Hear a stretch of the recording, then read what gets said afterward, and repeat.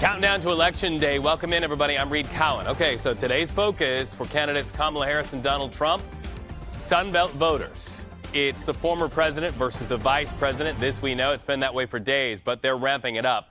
Trump is in Arizona and Las Vegas today. Harris is in Georgia. Both candidates sharing the stage with some pretty big names. Donald Trump with Vivek Ramaswamy and Tulsi Gabbard. Meanwhile, Kamala Harris with Barack Obama, Bruce Springsteen, and Tyler Perry. This is also happening one day after Kamala Harris's national town hall at CNN. Listen.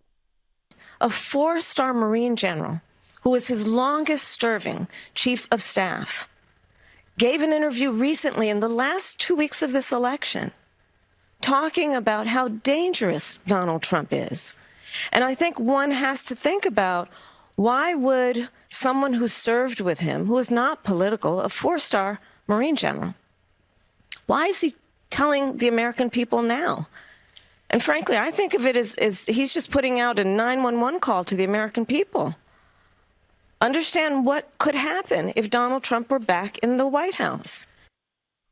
So let's ask CBS News political director Fin Gómez, showing me up in a white shirt and tie today on a Friday Eve, about that comment. Fin, undecided voters really the target of both campaigns, but it looks like Harris is really wanting to capitalize on those John Kelly comments in that Atlantic article. Yeah, absolutely right, Reed. And I think that there's a two-pronged strategy approach to this, we have been told, and partly is this. She is trying to appeal to moderate Republicans, independents, especially in the suburbs of these respective battleground states. Like suburban voters, they feel they can make a play, and they feel a reminder of what, of what they believe will be the divergent path between what Trump is offering and what she's offering. And as you said, in this key closing argument period, these last 12 days before Election Day. The other side of it is also they're trying to mobilize their base. This is a rallying call for them to remind them that if to get out and vote, to really get to the polls and have their friends and families and everyone else get to the polls as well, because they feel that this is such a crucial argument that can motivate those respective voters. Hey, Fin, while I have you, I have to ask you this. VP Harris plans a closing argument speech also at the Ellipse in D.C. We know this. That's the same park where critics of Donald Trump say the former president incited an insurrection on January 6th. So what do we know about Harris's plans? Well, this is also part of that closing argument. It is being billed by her campaign to us as the closing argument address, the speech that she's going to give.